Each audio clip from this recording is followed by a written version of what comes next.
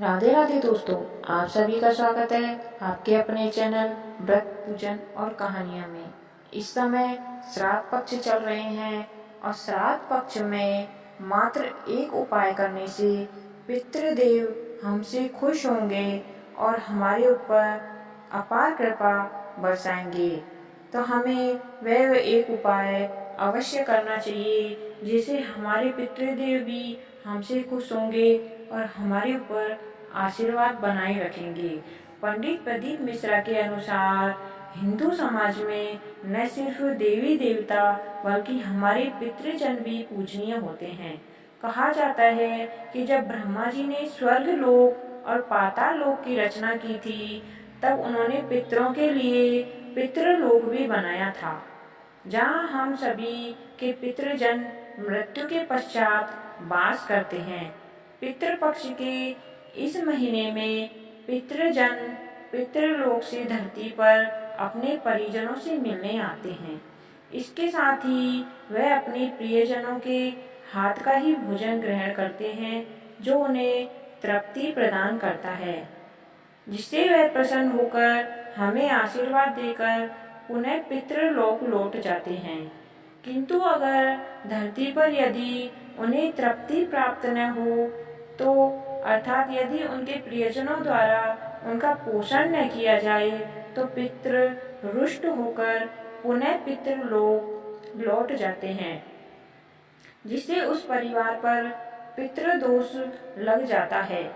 हिंदू धर्म में 3 प्रकार के ऋण को सबसे महत्वपूर्ण बताया गया है, जो है देव ऋण, ऋषि ऋण और पितृ ऋण, जिसमें पितृ ऋण का सबसे अधिक है।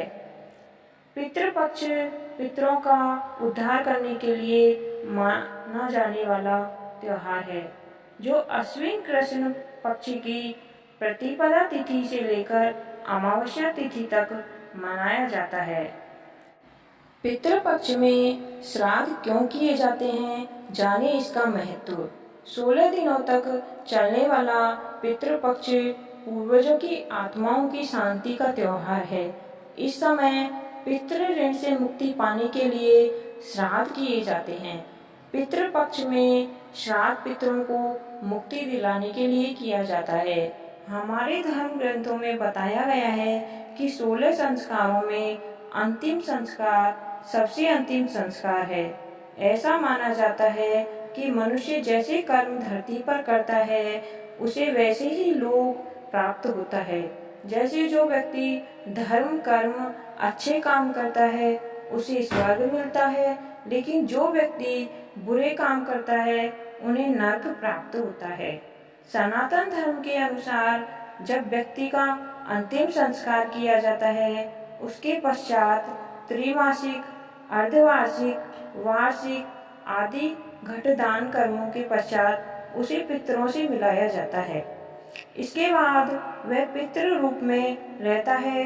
उसे उस लोक में तब तक रहना पड़ता है जब तक उसे गति नहीं मिलती।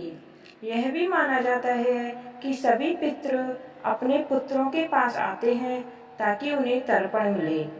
जो उन्हें संतुष्ट कर देता है उसे पितृ आशीर्वाद देते हैं, जबकि जिससे उन्हें कुछ नहीं मिलता वह क्रोधित और दुखी होकर उन्हें श्राप भी देते हैं।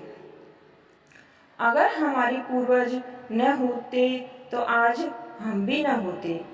अगर हर किसी को अपने पूर्वजों से, चाहे वे आपके पिता या दादा हों, उनसे कुछ न कुछ संपत्ति जरूर मिलती है। जैसे हम पुश्तैनी संपत्ति कहते हैं, ऐसे में अपने पूर्वजों को पितृपक्ष में समय समय पर धन्यवाद जरूर देना चाहिए। यह धन्यवाद देने का मौका आपको पितृपक्ष में मिलता है।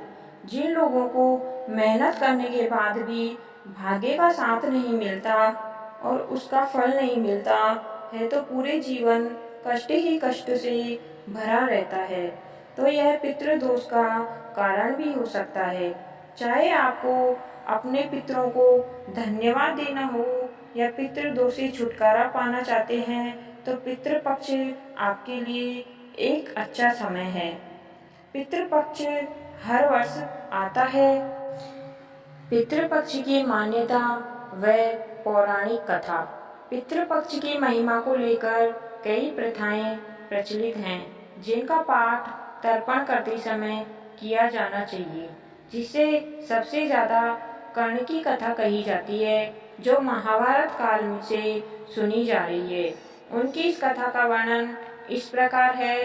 कथा महाभारत के युद्ध में वीरगति को प्राप्त होने के बाद जब कर्ण की आत्मा स्वर्ग में पहुंची तो उन्हें भोजन में सोना, चांदी, हीरे, जवाहरात परोसे गए। इस पर कर्ण ने इंद्रदेव से इसका कारण पूछा। तब इंद्रदेव ने उन्हें बताया कि तुमने अपने जीवन काल में सोना, चांदी, हीरे, जवाहरात आदि दान किए हैं, लेकिन तुमने कभी भोजन दान नहीं दिया। तुम्हारे पुत्र भी महाभारत के युद्ध में मारे जा चुके हैं, इसलिए तुम्हारे निमित्त किसी ने भी तर्पण और भोजन आदि दान नहीं दिया। तब कर्ण ने इंद्र को बताया कि उन्हें अपने पूर्वजों के बारे में कोई जानकारी नहीं थी, इस वजह से वे कभी भी कुछ दान नहीं कर पाए। यह जानकर इंद्र ने कर्ण को उनकी गलती सुधारने का मौका दिया। फिर 16 दिन के लिए उन्हें पृथ्वी पर वापस भेजा। जब कर्ण 16 दिन के लिए पृथ्वी पर वापस आए, तब उन्होंने अपने पूर्वजों को याद करते हुए विधि विधान से उनका तर्पण किया एवं साथ ही ब्राह्मणों को भोजन करवाकर दान दक्षिणा देकर उन्हें विदा किया। इन्हीं 16 दिनों की अवधि को पितृपक्ष कहा जाता है।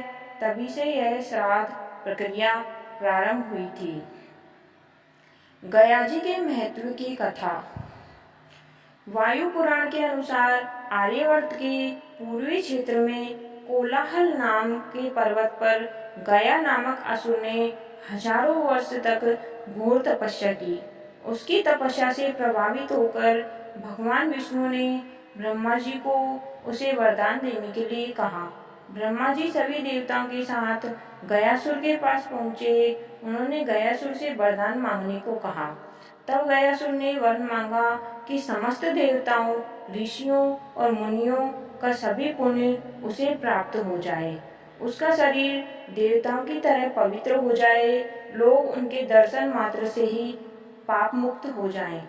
इस पर ब्रह्मा जी सहित सभी देवताओं ने तथास्तु कह दिया। देवताओं के वरदान का यह परिणाम हुआ, जो भी उनके दर्शन करता वह पाप मुक्त होकर पवित्र हो जाता था। गयासुर के पास आने वाला हर जीव स्वर्ग को जाने लगा। विधि के विधान को समाप्त होता हुआ देख ब्रह्मा जी गयासुर के पास गए। उन्होंने कहा, हे परम पुण्य गयासुर, मुझे ब्रह्म यज्ञ करना है। तुम्हारे समान पुण्य भूमि मुझे कहीं और नहीं मिलेगी, इसलिए तुम अपने इस शरीर को मुझे प्रदान करो। गयासुर ने यज्ञ के लिए ब्रह्मा जी को अपना शरीर दे दिया। जब यज्ञ प्रारंभ हुआ तो उनका शरीर हिलने लगा। ब्रह्मा जी ने नाभि प्राण से उसे संतुलित किया। विष्णु जी ने गयासुर की छाती पर अपने चरण रखकर अपनी गदा से गयासुर के कंपन को संतुलित किया। श्री हरि विष्णु जी की चरण छाप पड़ने पर गयासुर का अहंकार नष्ट हो गया और उसने मरते समय विष्णु जी से वरदान मांगा कि इस यज्ञ क्षेत्र में विष्णु पाद पर जिसका भी श्राद्ध हो उसे सद्गति मिले। भगवान विष्णु ने गयासुर की इस मंगल कामना का आदर किया, फिर उसे सद्गति दी, साथ ही वरदान प्रदान किया। तभी से उस संपूर्ण तीर्थ क्षेत्र का नाम गयाजी पड़ गया। ब्रह्मा जी ने उस भूमि को श्राद्ध कर्म की भूमि घोषित कर दिया। वहाँ तर्पण करने से पितरों की तृप्ति होती है। वायु पुराण तो यह भी कहा गया है कि और मुख करके तर्पण करने से, गया की और मुख तर्पण करने से पितरों को मुक्ति मिल जाती है। जो भी गया में अपने पितरों का पिंडदान करता है उसके पितरों तृप्त हो जाते हैं। गया में श्राद्ध कर्म करने से पितरों को वैकुंठ की प्राप्ति होती है। पितृपक्ष में पितरों का श्राद्ध और तर्पण करना अत्यंत आवश्यक माना जाता है।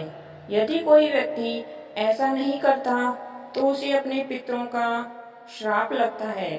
लेकिन शास्त्रों के अनुसार श्राद्ध कर्म के बाद जितना जरूरी ब्राह्मण और भांजे को भोजन करवाना होता है, उतना ही जरूरी कौवे को भोजन करवाना भी होता है। श्राद्ध कर्म में कौवे का महत्व ऐसा माना जाता है, कौवे इस समय हमारे पितरों का रूप धारण करके पृथ्वी पर उपस्थित रहते हैं। इसके पीछे एक पौराणिक कथा जुड़ी हुई है। देवराज इंद्र के पुत्र जयंत ने ही सबसे पहले कौवे का रूप धारण किया था। यह कथा त्रेता युग की है। जब भगवान श्री राम ने अवतार लिया, तब जयंत ने कौवे का रूप धारण करके माता सीता के पैर में चोंच मारी थी। तब भगवान श्री राम ने तिनके का बाण चलाकर जयंत की आंख फोड़ दी थी। तब जयंत ने अपने किए की माफी मांगी। उस समय भगवान श्री राम ने उसे यह वरदान दिया कि तुम्हें अर्पित किया गया भोजन पितरों को मिलेगा। तभी से श्राद्ध में कौवे को भोजन करवाने की परंपरा चली आ रही है। यही कारण है कि श्राद्ध पक्ष में कौवे को भोजन पहले करवाया जाता है। पितृपक्ष में न तो कौवे को मारा जाता है, न ही कहीं उसे भगाया जाता है। यदि कोई व्यक्ति ऐसा करते हैं तो उन्हें पितरों के श्राप के साथ साथ अन्य देवी देवताओं के क्रोध का भी सामना करना पड़ता है। उन्हें जीवन में कभी भी किसी प्रकार की सुख और शांति की प्राप्ति नहीं होती है। श्राद्ध का अर्थ है कि अपने मित्र परिजनों को याद करना, उन्हें तृप्त करने का प्रयास करना। यह जानना बेहद जरूरी है कि श्राद्ध किस प्रकार किया जाना चाहिए, क्योंकि माता पिता विष्णु ऋषियों आदि का श्राद्ध करने का दिन अलग अलग होता है। जैसे पिता का श्राद्ध अष्टमी के दिन किया जाता है, माता का श्राद्ध नवमी के दिन किया जाता है। अगर घर में किसी की अकाल मृत्यु हुई हो, जैसे कि दुर्घटना में मौत हुई हो, तो उसका श्राद्ध शरद चतुर्दशी के दिन किया जाता है। महान आत्माओं या ऋषि मुनियों का श्राद्ध द्वादशी के दिन किया जाता है। अगर आपको किसी परिजन की मृत्यु की तिथि याद नहीं है, या वह आपके परिवार का कोई अन्य सदस्य हो, या फिर वह आपका रिश्तेदार नहीं बल्कि जानने वाला हो, तो उसका श्राद्ध अमावस्या के दिन किया जाता है। श्राद्ध के दिनों में क्या करें और क्या ना करें। ऐसा कहा जाता है कि हमारे पितृ अपने श्राद्ध वाले दिन हमारे दरवाजे पर किसी भी रूप में आ सकते हैं। इसलिए अगर इस दिनों आपके घर में कोई भी जीव या मनुष्य आता है तो उसे ऐसे ही न जाने दें, उसे भोजन और जल दें। इन दिनों पशु पक्षियों को भी खाना दें। इन दिनों कुछ चीज़ों का सेवन करना निषेध माना गया है, जैसे मसूर की दाल, प्याज, लहसुन, मूली, मांस, मछली और शराब का सेवन नहीं करना चाहिए। इन दिनों ब्राह्मण को भोजन कराने का भी विशेष महत्व है।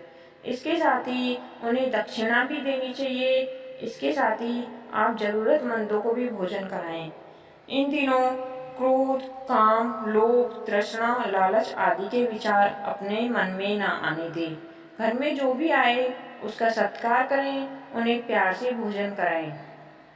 धर्म ग्रंथों के अनुसार पितृपक्ष के समय प्रयाग, गया या बद्रीनाथ में श्राद्ध या पिंडदान किया जाए तो पितरों को मुक्ति मिलती है।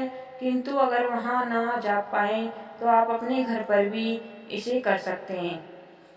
आइए आप जानते हैं कौन सा एकमात्र अचूक उपाय करके हम शीघ्र पितरों की कृपा प्राप्त कर सकते हैं। वैसे तो पितृ शांति अनुष्ठान एक विशाल अनुष्ठान होता है, जिसको संपन्न करने में न केवल यजमान को अधिक अर्थ बल्कि अर्थ के साथ साथ अपने पितरों को निमित्त महत्वपूर्ण व दीर्घकाल समय में भी देना आवश्यक होता है। किंतु समय के अभाव एवं आर्थिक स्थिति को देखते हुए एक संक्षिप्त निवारण का वर्णन करने जा रहे हैं, जिसे यजमान को पितृदोष से कुछ राहत मिल सकती है। श्राद्ध पक्ष में एक कटोरी में थोड़ा सा कच्चा चावल रखकर उस पर एक बेलपत्र, थोड़ी सी दूर्वा बांधकर पानी का मटका या घर के जल स्थान यानी परंडा आदि में उस कटोरी को 3 दिन रख दें और यदि संभव हो तो 16 दिन तक रखें। और अंतिम उत्तम रहेगा एवं वही घी का दीपक भी जरूर जलाएं। 3 या 16 दिन के बाद उस दूरवाए बेलपत्र को भगवान शिव को अर्पण कर दें एवं चावल को पूरे घर में घुमाकर चिड़िया को या अन्य किसी जीव को खिला दें या नदी में भी विसर्जित कर सकते हैं। यह पितृदोष का एक संक्षिप्त निवारण है। अगर आपको यह जानकारी अच्छी लगी हो तो आपके अपनों तक शेयर करें और चैनल को सब्सक्राइब करें। धन्यवाद। आपका दिन शुभ हो।